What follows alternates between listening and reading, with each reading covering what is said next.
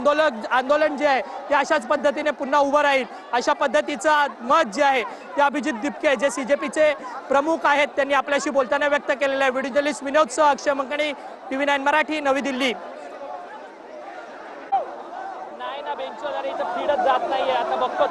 सना अत्यंत गंभीर आरोप केलेला आहे की गीतांजली वांगचूक यांच्यावर लाठीचार्जचा प्रयत्न या ठिकाणी करण्यात आला आणि केस सोडून त्यांना ट्रकच्या खाली ओढण्याचा प्रयत्न झाला असा गंभीर आरोप अभिजित दिपके यांनी केलेला आहे आणि पोलिसांची गुंडगिरी सुरू असल्याचा आरोप देखील त्यांच्याकडून करण्यात आलाय। दरम्यान या ठिकाणी आम्ही इथेच बसून राहणार असल्याची ही भूमिका दिपके यांनी या ठिकाणी घेतलेली आहे। तर एकीकडे आपण पाहतोय अक्षरशः छावणीचं स्वरूप या संपूर्ण परिसराला आलेलं आहे। या आंदोलकांना पांगवण्यासाठी पोलिसांना या ठिकाणी लाठीचार्ज करावा लागलाय।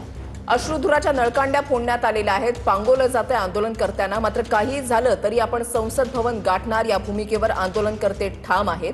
बाचाबाची झालेली आहे, काही ठिकाणी लाठीचार्जचा प्रकार सुद्धा या ठिकाणी घडलेला आहे आणि गंभीर आरोप अभिजित दिपके यांनी केलेला आहे तो म्हणजे पुरुष पोलिसांकडून मुलींवर, विद्यार्थिनींवर देखील लाठीचार्ज या ठिकाणी करण्यात आलेला आहे।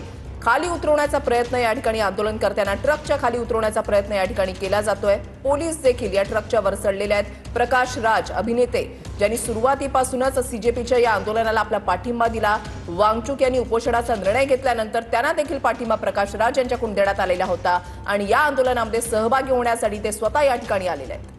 के ठीक सामने यहाँ पर बड़ी संख्या में कॉकरोच जनता पार्टी के समर्थक मौजूद थे। यहाँ पर बाकायदा पुलिस और कॉकरोच जनता पार्टी के समर्थकों के बीच में झड़प भी देखी गई। खुद जो रेणुका चौधरी है कांग्रेस की सांसद, वो यहाँ पर मौजूद थी प्रोटेस्टर्स के साथ में।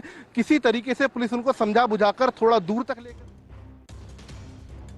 तर बॅरिकेड्स ओलांडून आंदोलक जे आहे ते पुढे जाण्याचा प्रयत्न करत होते। मात्र या ठिकाणी पोलिसांकडून रॅपिड ऍक्शन फोर्स कडून त्यांना खाली उतरवण्याचा या ठिकाणी प्रयत्न करण्यात आला। त्याच ठिकाणी त्यांना पांगवण्याचा यावेळेला प्रयत्न झालेला होता।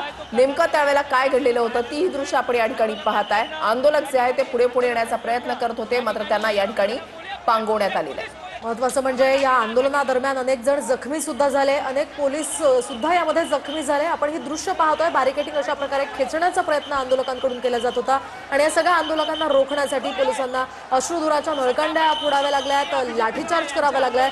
अशा प्रकारे संपूर्ण हा परिसर पोलीस आणि आंदोलक या सगळ्यांमध्ये व्यापलेला दिसतोय। आजपासून पावसाळी अधिवेशन सुरू झालेले आहे। लोकसभा सुद्धा 5 वेळेला स्थगित झालेली आहे। म्हणजे संसदेच्या बाहेर आणि संसदेच्या आत याचे इम्पॅक्ट जे आहेत ते या ठिकाणी पाहायला मिळतात। आंदोलनकर्ते ही तरुणाई आहे, तरुणाईचा आवाज दाबण्याचा प्रयत्न केला जातोय असा गंभीर आरोप या ठिकाणी करण्यात आलाय। ज्या पद्धतीनं बॅरिकेडिंग करण्यात आलं, हे बॅरिकेडिंग तोडून हे आंदोलनकर्ते जे आहे ते पुढे जाण्याचा प्रयत्न करत होते, मात्र त्यांना पांगवण्यासाठी अश्रुधुराच्या नळकांड्या या ठिकाणी पोलिसांना फोडाव्या लागलेल्या आहेत आणि त्यानंतर जो एक गोंधळ झालेला होता, त्यानंतर हे आंदोलनकर्ते ज्या पद्धतीनं मागे वळलेले होते ती ही दृश्य आपण या ठिकाणी पाहताय। तर या आंदोलनाला परवानगी नसल्याचं कारण देत या ठिकाणी पोलिसांनी अशा प्रकारे आंदोलकांना रोखण्याचा प्रयत्न केला। पूर्णपणे तयारीनिशी सकाळपासूनच पोलिसांचा मोठा फौजफाटा या संपूर्ण परिसरात तैनात होता आणि आतापर्यंत अनेकांना पोलिसांनी ताब्यात घेतलेला आहे। तर दुसरीकडे अशा प्रकारे पोलिसांनी या सगळ्या आंदोलकांना रोखण्याचा हा प्रयत्न केलाय।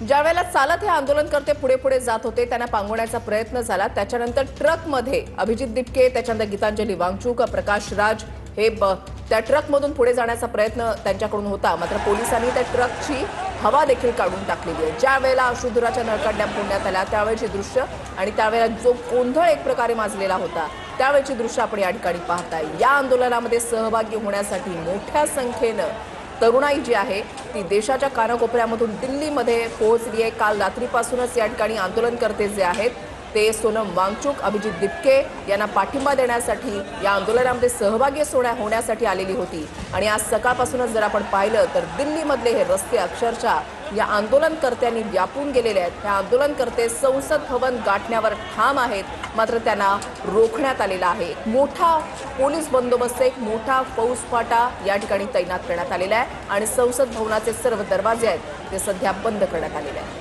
आपण या दृश्यांच्या माध्यमातून पाहू शकतोय मोठमोठ्या बसेस या सगळ्या आंदोलकांना ताब्यात घेण्यासाठी इथे दाखल झालेल्या आहेत आणि या सगळ्या आंदोलकांना ताब्यात घेण्यासाठी पोलिसांचे हे प्रयत्न सुरू आहेत। मात्र आपण या ठिकाणी आंदोलनावर ठाम असल्याचं या सगळ्यांकडून सांगण्यात येत आहे। हे बॅरिकेडिंग तोडून आत शिरण्याचा हा प्रयत्न आंदोलकांकडून होतोय, मात्र पोलीसही